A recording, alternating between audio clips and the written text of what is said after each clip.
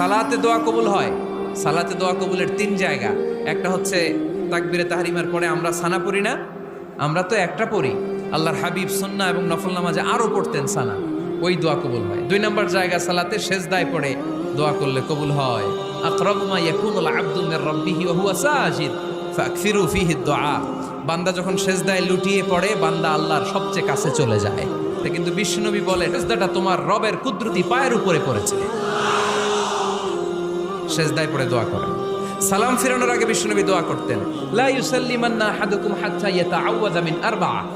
আল্লাহর হাবিব বললেন, চার জিনিস থেকে পানাহ না আছে আমার কোন উম্মত যেন সালাম না ফিরায়। তারা যেন পড়ে, আল্লাহুম্মা ইন্নী আউযু বিকা মিন আযাবিল কবর, আউযু বিকা মিন আযাবি জাহান্নাম, আউযু বিকা মিন ফিতনাতিল মাহইয়া ওয়াল মামাত, আউযু বিকা মিন ফিতনাতিল মাসিহিদ দাজ্জাল।